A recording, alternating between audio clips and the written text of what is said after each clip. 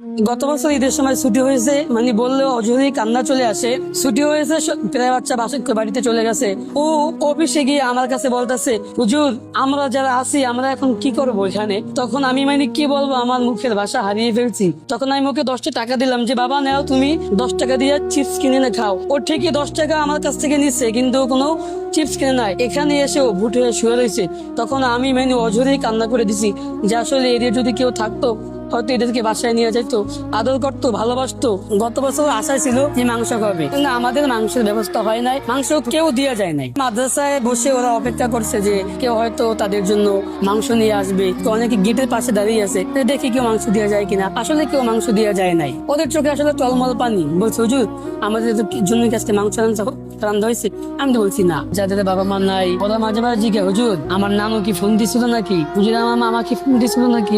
তখন আসলে অনেক সময় ফোন দেয় বলি ফোন দিছে, অনেক সময় আবার ফোন দেয় না। অনেক সময় মিথ্যা বলতে হয় যে হ্যাঁ ফোন দিছিল, তুমি ভালো আছো বলছি, তোমাকে পরে কথা বলাই দিব। এদিকে আসছেন দেখে জানে, এই যে ছোট ছোট বাচ্চাগুলা ওরা আসলে এখানে ঈদ করবে।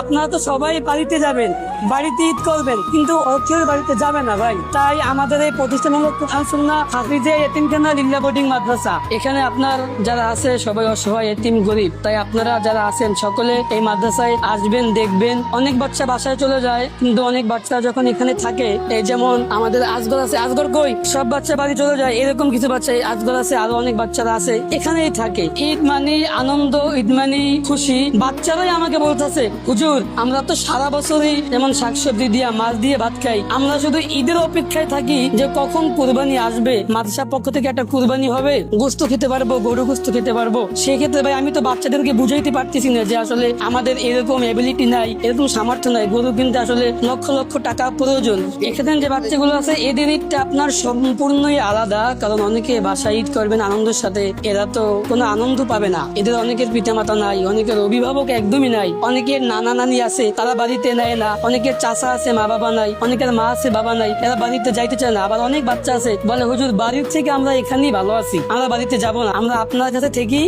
আমরা ভালো থাকতে পারি। ঈদের দিন আপনারা সেমাই লুডুস আমরা মানে আমাদের সামর্থ্য অনুযায়ী যতটুকু পারি চেষ্টা করি। আসলে ওদেরকে যেরকম ভালো রাখা দরকার আমরা আসলে এরকম পারি না, কারণ আমাদের তো এরকম এবিলিটি নাই বেশি। ঈদের সকাল আপনার যখন হয় চোখ খুলে সবাই একটা আনন্দে থাকে, কিন্তু ওদের মুখে আনন্দটা আসলে থাকে না, কারণ ওরা এখানে থাকে। ওরা হয়তো কেউ পায় না বাবারে, কেউ পায় না মায়েরে, আবার কেউ থাকতেও একদম দুনিয়াতে কেউ নাই। কোরবানির সময় এখন ওরা বলতেছে যে হুজুর আমাদের সবাইকে নিয়ে আপনি বাজারে যান। এই যে মানে রাস্তা দিয়ে গরু যায় আপনার, ওরা দেখতেছে হুজুর আপনিও আমাদেরকে বাজারে নিয়ে যান, আমরাও এই আনন্দ করতে চাই। কিন্তু আমি তো আসলে বাজারে যে যাবো